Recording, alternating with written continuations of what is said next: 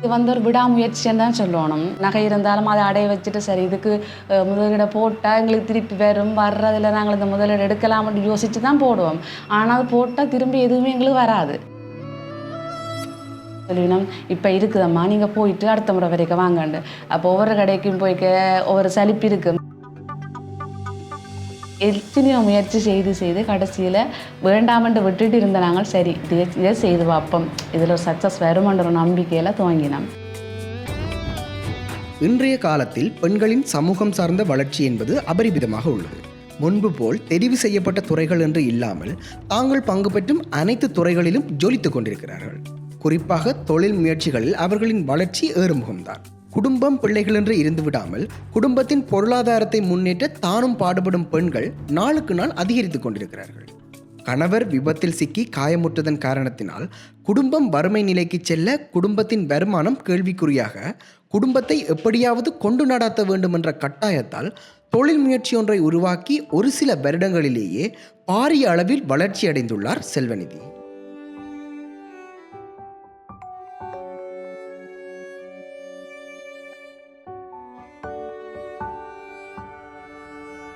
எனக்கு 4 பிள்ளைகள் இருக்கணும். 3 பொம்பளை பிள்ளையும் ஒரு ஆம்பளை பிள்ளையும். இவர் தான் எல்லாம் குடும்பத்தை பார்த்து கொண்டு வந்தவர். திடீரென்று ஒரு ஆக்சிடென்ட் பட்ட பிறகு அந்த கை தூக்கி ஒரு வேலை செய்ய மாட்டேன். அப்போ அதால் கூலி வேலைக்கு போகிறது கொஞ்சம் கஷ்டம் மாதிரி. அப்போ நாங்கள் யோசிச்சோம் வீட்டில் இருந்தால் பிள்ளைகள் நாங்கள் ஹஸ்பண்ட் எல்லாம் சேர்ந்து செய்யக்கூடிய மாதிரி இருக்கும் ரெண்டு தான் நாங்கள் ஒரு தொழிலோட துவங்கினாங்க. சன்னதி இண்டஸ்ட்ரின்ற பேரில் ஒரு கம்பெனி ஒன்று துவங்கி அதில் மிளகாத்தூள், சத்துமா, சரக்குத்தூள், கோப்பித்தூள், மஞ்சள் தூள், உரக்கன்மா, கடலைமா அப்படின்னு நிறைய செய்து முதல் ஆரம்பத்தில் வந்து நான் பேக்கெட்டிங்கில் செய்து கொண்டிருந்தேன். நான் இப்போ வந்து போட்டலில் செய்து சூப்பர் மார்க்கெட்டுக்கு கொடுக்குறோம். மற்ற அதையோட அந்த காட்டு ஐட்டம் இருக்குது தானே, பெட்டி கடையில் கொடுக்கக்கூடிய சின்ன சின்ன காட்டு ஐட்டங்கள் அதுகளெல்லாம் நாங்கள் இப்போ காட்டாக செய்து கடையில் கொடுத்து கொண்டிருக்கிறோம். எந்த குவாலிட்டியில் செய்து போத்தலில் வைக்கிறோமோ அதே குவாலிட்டியிலே காட்டு ஐட்டம் செய்கிறோம்.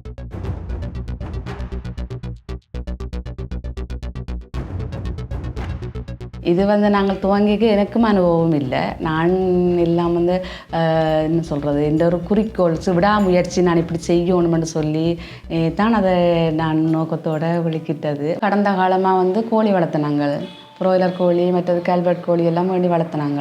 கடைசி ஒரு 4 மாதத்தில் முட்டை விட்டாலும் நாங்கள் பட்ட கடனை கொடுத்துடலாம் என்று நினைச்சு தான் அந்த கோழியை வளர்க்க வலிக்கிட்டு அது கடனைப்பட்டு நிசா புயல் காட்டு வந்ததோடையே அது அப்படியே கூட்டோடையே எல்லாம் அழிஞ்சிட்டது. அதுக்கு பிறகு ஒருக்கா வேண்டி வளர்த்து கொண்டு கேட்கல இடையில அந்த தீவனங்கள் இல்லாமல் போயிட்டு, கோழிஇந்த தீவனங்கள் இல்லாமல் போய் விலையெல்லாம் கூட்டி இதன்ற உடனே எங்களுக்கு அந்த கோழிக்கு தீவனம் போடுற கஷ்டத்தால் நாங்கள் கோழிகளை விலை குறைச்சே எல்லாம் விற்க வலிக்கிட்டோம். விற்ற பிறகு நாங்கள் அந்த கோழி வளர்க்குறதே வேண்டாம்னு உண்மையிலேயே விட்டுட்டோம். அதுக்கடுத்து தான் நான் இந்தியா போய் வந்து உடுப்பு வியாபாரம் எல்லாம் செய்து கொண்டு வந்து கொடுத்தது. அது வந்து அதுவும் எங்களுக்கு மூலதன பிரச்சனைன்னு சொல்லி சொன்னால் முதலீடு பிரச்சனையால் போய் வந்த லாபம் இருக்குது. அடுத்த திரும்பி அப்படி போய் செய்கிற கஷ்டம்ண்டா போல் பேசாமல் அதை விட்டுட்டோம். அப்படி தோட்டம் செய்து நாங்கள் தோட்டம் செய்ய போனால் கத்தரி வச்சா கத்தரி எல்லாம் ஃபுல்லாக புழுவாக இருக்கும். விற்ற காசை விட மருந்தடித்த காசு தான் கூடவே இருக்கும். அப்போ பேருந்து வந்துட்டு அப்படியே தோட்டத்தோடையே விட்டுட்டோம் வேண்டாம்னு சொல்லி. எத்தனையோ முயற்சி செய்து கடைசியில் வேண்டாமன்ட்டு விட்டுட்டு இருந்த நாங்கள் சரி இதை செய்து பார்ப்போம், இதில் ஒரு சக்ஸஸ் வருமன்ற ஒரு நம்பிக்கையில் துவங்கினோம்.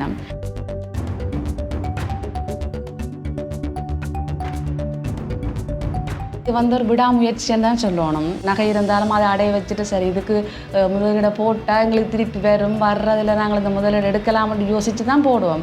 ஆனால் அது போட்டால் திரும்பி எதுவுமே எங்களுக்கு வராது. அப்போ 0வில் போவோம். சரி 0வில் போனாலும் நாங்கள் அதை செய்யணுன்ற ஒரு இதில் திரும்ப செய்து முயற்சி செய்து இப்போ வந்து நாங்கள் முதல் செய்யணும்ன்றது ரெஜிஸ்டர் எடுக்கணும். இப்போ பிரதேச மட்டத்தில் ரெஜிஸ்டர் எடுக்கிறது தானே வேணும். அப்போ அது எடுக்கிற பிரச்சனையெல்லாம் கொஞ்சம் காலம் செய்யாமல் இருந்தாங்க. அப்போ எங்களோட பிஹெச்டின்ற உதவியோடு நாங்கள் எல்லாம் எல்லாம் எடுத்துட்டோம். இப்போ செய்து வழிக்கிட்டு 1 வருஷம் தான். நாங்கள் எங்களுக்கு ஆரம்பத்தில் துவங்கிக்க பணப்பிரச்சனை தான் பெரிய பிரச்சனையாக இருந்தது. இப்போ எங்களுக்கு நாங்கள் வீட்டில் வச்சு உற்பத்தி செய்கிறோன்னு சொல்லி சொன்னால் அதுக்கு உணவு உற்பத்தி செய்கிறதா இருந்தால் எங்களுக்கு வீட்டில் லெவல் சீட் அடிக்கணும், மற்றது எங்களுக்கு ஏற்ற கிச்சன் செய்ய கட்டணும். அப்போ நிறைய பிரச்சனை எல்லாம் இருந்தது. அப்போ அதெல்லாம் எங்களுக்கு ஒரு சவால் மாதிரி இருந்தது. அப்போ அதையும் தாண்டி நாங்கள் ஒரு தடவை எங்களோட சொந்த முயற்சியில் அப்படி செய்து தான் நாங்கள் ஓரளவு செய்ய வழிக்கிட்டாங்க. உண்மையில நாங்கள் இதில் சொல்ல வேண்டிய முக்கிய விஷயம் என்னென்னா, இப்போ நான் துவங்கிக்க எனக்கு 1/2 கிலோ மிளகாய் எனக்கு இந்த வீட்டுக்கு திரிக்கிறேன்னு சொன்னால் நான் அம்மா தான் நாடுறேன். நான் எனக்கு 1/2 கிலோ மிளகாய் மேலே திரிக்கிறேன்றாலே எனக்கு அது கஷ்டம் மாதிரி, அம்மா எனக்கு திரிச்சு தாங்கன்னு சொல்லி நான் கேட்குறது. ஆனால் இந்த விடாமுயற்சி, நான் இதை பழக வேணும், இது செய்ய வேணும், நானும் ஒரு ஆளாக இருக்கணும் என்ற ஒரு சரியான ஒரு முயற்சியால் தான் நான் இதை இது கொஞ்சம் கொஞ்சமாக நான் செய்ய கொஞ்சம் வித்தியாசமாக செய்யணுன்ற ஒரு யோசனை. இது துவங்கின நாளையிலேருந்து சொன்னானுங்க, படுத்தா நித்திரை வராது, இதை விட நான் கொஞ்சம் வித்தியாசமாக செய்யணும், இதை விட வித்தியாசமாக செய்யணும், எங்கேயும் போகிறது. இப்போ நான் உற்பத்தியான துவங்கின அப்புறம் எங்கே போய் என்னத்துக்கு கடைக்கு போனாலும் பார்ப்பேன், என்ன உருவத்தில் இருக்குது, எப்படி இருக்குது, இந்த விலை எப்படி, நிறை எப்படி, இந்த குவாலிட்டியை தான் பார்க்குறது. அப்போ அதில் இருந்து நான் கொஞ்சம் வித்தியாசமாக செய்யணும்னு தான் யோசித்தது. இப்போ நாங்கள் பேக்கில் செய்து கொண்டு போய்க்குள்ள வந்து பெருசாக எங்களுக்கு மூவிங் இல்லாமல் இருந்தது. இப்போ வந்து நாங்கள் போட்டலில் செய்ய வழிகிட்டது பிறகு தான் கொஞ்சம் மூவிங்காக போய்கொண்டிருக்குது. சூப்பர் மார்க்கெட் வழியெல்லாம் கொடுத்து கொண்டிருக்கிறோம். எமது தயாரிப்புகளை விநியோகம் செய்து சந்தையில் எமது பொருளுக்கான கேள்வியை அதிகரிக்கும் போது போட்டியாளர்களின் பார்வை எமது பக்கம் திரும்பும். எமது தயாரிப்பை வீழ்த்தி அவர்களின் பொருளை சந்தையில் உயர்வாக காட்ட அவர்களால் இயன்ற அனைத்து தந்திரோபாயங்களையும் கையாள்வார்கள். எமது தொழில் முயற்சியில் நாம் கவனமாக இருந்தால் மட்டுமே இவ்வாறான பிரச்சனைகளை சமாளிக்க முடியும். இப்போ வந்து நான் வந்து முதல் பேக்கெட் ஐட்டத்தை சின்ன பொழுத்தில் பேக் பண்ணி 2 கடையில் கொடுத்துனாங்க. அப்போ கொடுக்க எங்களை மாதிரி சராசரியாகவே வந்து இப்போ குறைஞ்சது 10 வருஷத்துக்கு மேலே அவள் செய்து கொண்டிருக்கணும்.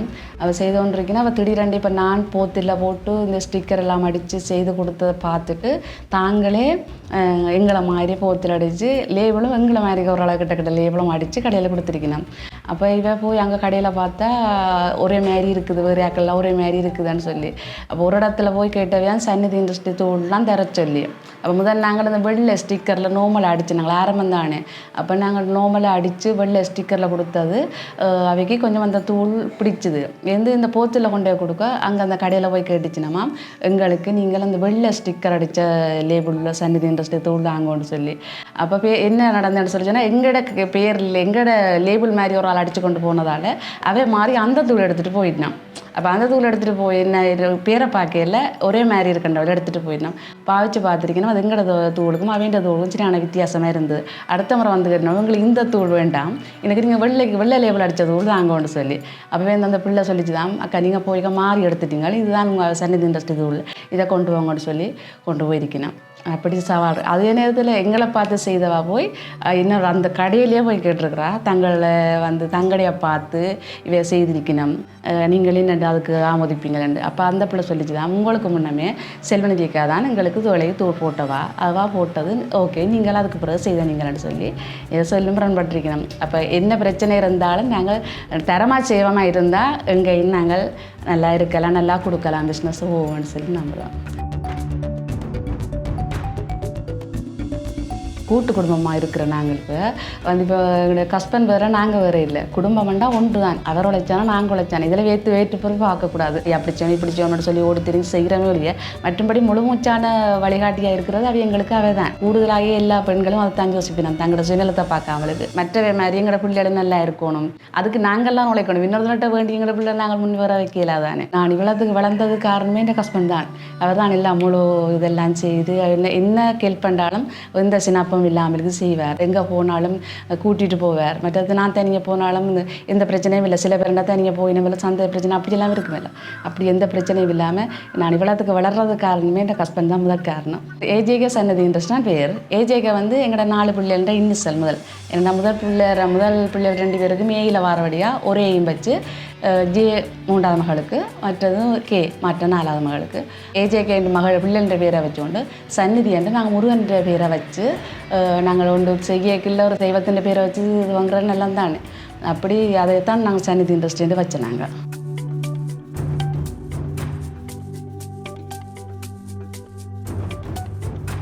சரக்கு தூள் வந்து பத்தியத்துக்கு பாவிக்கிற தூளை விட இது வந்து நாங்கள் இப்போ பத்திய மண்டைகளில் 11 நாளுக்குள்ளே பாவிக்கிறத விட அதுக்கு பிறகு பாவிக்கிற மாதிரி நாங்கள் நச்சீரமெல்லாம் கூட போட்டு நீட்டாக மற்றவை இப்போ நாங்களும் அதை பாவிக்கக்கூடிய மாதிரி இருக்குது. இப்போ மீன் கறின்னு சொல்லி சொன்னாலும் அதோட கொஞ்சம் உள்ளியை இடித்து போட்டு அந்த சரக்கு தூளை கரைக்கு போட்டேக்கில் கறிக்கு ஒரு வாசம் கொண்டு வரும்.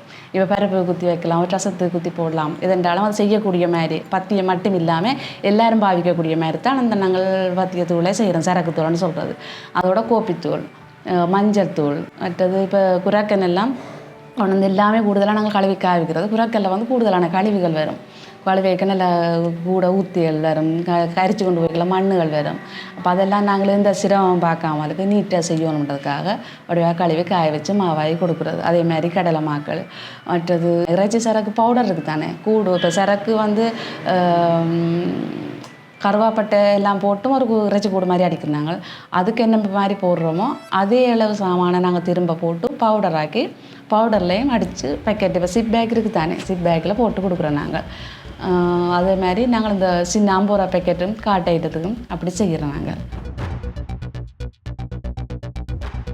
இப்போ நாங்கள் இது செய்து கொண்டிருக்கலையே இப்போ ஒவ்வொரு தரம் அறிஞ்சறிஞ்சு நல்ல விஷயம் நல்லா செய்யணும். இந்த ஒரு ஆலோசனை சொல்வேன், இப்படி செய்தால் நல்ல அப்படி செய்தால் நல்ல. முதல்ல இல்லாமல் எனக்கு இந்த காட்டு ஐட்டம் போடுற ஐடியாவே இல்லை. அப்போ நான் பேக்கில் 1/2 கிலோ 1 கிலோன்ட்டு தான் போட்டு கொண்டு இருந்தேன். அப்போ ஒரு ஆள் வந்து சொன்னார், நீங்கள் காட்டில் அடித்து கொடுத்தா இப்போ நீங்கள் சூப்பர் மார்க்கெட் வழியாக தெரிகிறத விட அதுக்கும் போங்கோ, ஆனால் நீங்கள் அதோடு சேர்த்து இப்போ பெட்டி கடை சின்ன கடைகள் இருக்குது தானே அந்த கடைகளுக்கும் இதில் கொஞ்சம் போடக்கூடிய மாதிரி இருக்கும், ஒவ்வொன்று செய்யுங்கன்னு சொல்லி. அப்போ நாங்கள் ஒரு இடத்தையும் போய்க்கல ஒரு தடவை ஒரு அபிப்பிராயம் சொல்லுவினோம். எல்லாரும் சொல்லுவேன், எனக்கு லண்டனில் ஒரு ஃப்ரெண்ட் ஆள் இருக்கா, அவள் எடுத்தாலே உடனே சொல்லுவா என்னென்னா, நீ இந்த குணத்துக்கும் இதுக்கும் நீ நல்லா வருவாய், நீ கலப்படம் இல்லாமல் நல்லா செய்யணும்னு கேட்க அதுக்கு சந்நிதி இண்டஸ்ட்ரியோட பேரில் வச்சு கலப்படம் இல்லாமல் செய்கிறபடியா நீ எங்கேயோ வருவாய், யோசிக்காமல் செய்யுங்க நல்லா வரலாம்னு சொல்லி எத்தனை பேர் அப்படி பாராட்டுகள் இப்போவும் சொல்லியிருக்கணும் அவங்களுக்கு. அநேகமான முயற்சியாளர்கள் எதிர்கொள்ளும் சிக்கல்களில் மிக முக்கியமானது சந்தைப்படுத்தல் பிரச்சனை. என்னதான் நமது தயாரிப்பு சிறப்பானதாக இருந்தாலும் அவற்றை வாடிக்கையாளரிடம் கொண்டு போய் சேர்ப்பது அவ்வளவு எளிதான விடயமல்ல. எண்ணற்ற கடைகளில் ஏறி இறங்கி எக்கச்சக்கமான தோல்விகளில் இருந்து பாடம் கற்ற பின்பே எமது தயாரிப்புக்கான அங்கீகாரம் கிடைக்கும் என்பது முயற்சியாண்மையில் எழுதப்படாத விதி. ஆகவே எமது தொடர்ச்சியான விடாமுயற்சியால் மட்டுமே எமது தொழில் முயற்சியில் வெற்றி பெற முடியும். நாங்கள் சந்தைப்படுத்துறவங்கள ஆரம்பத்தில் போய்க்க சொல்லுவேன், நம்ம இது எங்கள்கிட்ட இருக்குது சாமான், நாங்கள் எடுத்துட்டோம், அது முடிக்க விட்டு வாங்க, இல்லாட்டா இது அந்த விலைக்கு சரி வராது. சில பேர் வந்து கலப்படத்தை கலந்துட்டு கொஞ்சம் விலை குறையாக கொடுக்குறாங்க. அப்போ அவங்க எடுத்து போனோன்னா காட்டுவாங்க, பாருங்கள் இது 25 ரூபா விற்கிறாங்க, நீங்கள் 30 ரூபா விற்கிறீங்க, உங்கள்கிட்ட 5 ரூபா கூடவா இருக்கே என்று சொல்லி சொன்னால் நாங்கள் உடனே இந்த முடிதலை காட்டும், அந்த கலரையும் பாருங்கள், இந்த கலரையும் பாருங்கள், இதை நீங்கள் வாசத்தை மணந்து பார்த்தீங்கன்னாலே எங்களோட உற்பத்தியில் இன்னும் இப்படி இருக்க மட்டும் விளங்கும் என்று சொல்லி சொன்னாலும் அப்போ இந்த அதுப்புறம் சொல்லிவினோம், இப்போ இருக்குதம்மா நீங்கள் போயிட்டு அடுத்த முறை வரைக்கும் வாங்கண்டு. அப்போ ஒவ்வொரு கடைக்கும் போய்க்க ஒவ்வொரு சலிப்பு இருக்கும். சில கடையில் போன உடனே நீங்கள் தாங்க பிரச்சனை இல்லை ஒன்றாலும் தாங்கன்னு சொல்லி வேண்டாக்கலையும் இருக்கணும். அப்படி தண்டைகளை நாங்கள் என்ன செய்தோம், நாங்கள் எங்களோட உள்மனதில் ஒரு ஆழம் எடுத்த உடனே எல்லாத்துக்கும் நாங்கள் மேலே வர்றேன்டா கஷ்டம் தானே. அப்போ எங்களோட முயற்சியால் இவ்வளோத்துக்கும் வந்த நாங்கள் இன்னும் கொஞ்சம் கொஞ்சம் செய்து நாங்கள் மேலும் வருவோம்ன்ற ஒரு நம்பிக்கை இருந்தால் இப்போவும் கொடுத்து கொண்டு இருக்கிறோம். முயற்சியாண்மையை ஆரம்பிக்கும் போதும் சரி, அதனை அடுத்த கட்டத்திற்கு எடுத்து செல்லும் போதும் சரி, பொருளாதார அளவில் ஸ்திரமாக இருப்பது மிக முக்கியமானது. குறித்த சமயங்களில் நண்பர்கள் உறவினர்கள் மூலமாகவோ அரசு சார்பற்ற நிறுவனங்கள் மூலமாகவோ பொருளாதார உதவிகள் கிடைக்காமல் போனால் எமது முயற்சியே சோர்ந்துவிடும்.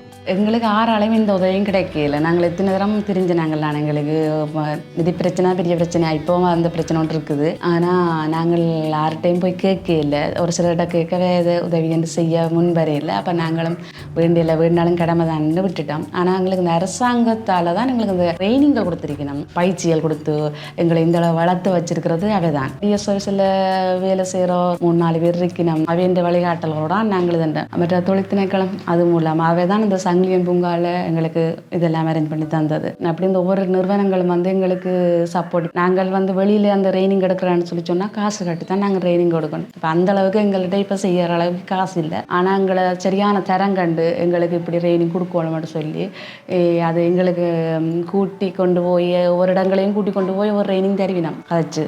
அப்போ அதுவைக்கு நாங்கள் முதல்க்கு நன்றி சொல்லணும். எல்லாருக்குமே எங்களுக்கு ட்ரைனிங் தந்த விழாவிற்கு நாங்கள் நன்றி சொல்லணும். பொருளுக்கு அனுப்புகிற ஒரு டாக்கெட்டுன்னு இருக்குது. அது பெரும்பாலும் நான் இப்போ இந்த வருஷத்துக்குள்ள செய்வேன்னு நம்பிக்கை ஒன்று இருக்குது. நாங்கள் போகிற பயணங்கள் தடப்படலாம் இதண்டலாம். அது எங்களோட லட்சியம் வந்து அதுதான். மெயினாக பொருளுக்கு அனுப்ப வழிக்கிட்டா கூடுதலான சாமான அனுப்பக்கூடிய மாதிரி இருக்கும். எங்களுக்கு வருமானம் கொஞ்சம் கூடுதலாக இருக்கும், செய்கிற பிரயோசனமாக இருக்கும்னு யோசிக்கிறேன். அதோடு எங்களுக்கு நாங்கள் பொருளுக்கு அனுப்ப வழிக்கிட்டா கடைசி ஒரு 20-25 பேருக்கிட்ட ஒரு வேலை வாய்ப்பு கொடுக்கக்கூடிய மாதிரி இருக்கும். இப்போ அதைத்தான் நான் மெயினாக விரும்புகிறேன். இப்போ நான் எங்களை மாதிரி எத்தனை பேர் கஷ்டப்படினு தானே. அப்போ அதால் நாங்கள் அவைக்கும் ஒரு வேலை வாய்ப்பு கொடுக்கக்கூடிய மாதிரி இருக்கும்னு நான் நம்புகிறேன். சந்தர்ப்பம் வரும்போது அதை செய்யணும்னு யோசிச்சேன். குறைஞ்ச லாபம் தான் வைக்கிறது, கூடுதல் லாபம் வைக்க இல்லை என்னோட சொல்லிச்சோன்னா நாங்களும் கூடுதல் லாபம் வச்சு இந்த போத்தல் ஐட்டங்களில் நாங்கள் அதில் லாபம் வச்சா கூட கணக்கு வரும். விலையை குறைச்சி கொடுத்தாலும் மக்கள் மனதில் எங்கள் சன்னதி இண்டஸ்ட்ரியோட பேர் பதிஞ்சிட்டு தான் இருந்தால் நாங்கள் இப்போ எந்த ஒரு 5 ரூபா கூட்டி கொடுத்தாலும் அதுக்கு விளங்கும் குவாலிட்டியால் தான் விலை கூட்டினோம்னு சொல்லி. அப்போ அதுக்கு மக்கள் மனதில் ஒரு இடம் பிடிக்கிறதுக்காக நாங்கள் இப்போ லாபத்தை எதிர்பார்க்கல, முக்கியமாக லாபத்தை எதிர்பார்க்கல, தரமும் மக்களிடம் மனம் பிடிக்கிறதுக்காக தான் எங்களோட மெயினான இந்த டாக்கெட். உறவுகளே, எமது பகுதிகளிலிருந்து செல்வ நிதி போல் எண்ணற்ற முயற்சியாளர்கள் உருவாகி வருகிறார்கள். சர்வதேச தரத்தில் தரமான உற்பத்திகளை உருவாக்கி விற்பனை செய்து கொண்டிருக்கிறார்கள். இப்படியான முயற்சியாளர்களின் தயாரிப்புகளை வாங்கி அவர்களை ஊக்குவிப்பதன் மூலமாகவே எமது சமூகத்தின் பொருளாதார நிலையை உயர்த்த இயலும். நாளடைவில் அது நாட்டின் பொருளாதார விருத்தியில் பாரிய பங்காற்றும். இயன்ற அளவில் உள்ளூர் உற்பத்திகளை கொள்வனவு செய்வோம். சமூக பொருளாதாரத்தில் மாற்றத்தை ஏற்படுத்துவோம்.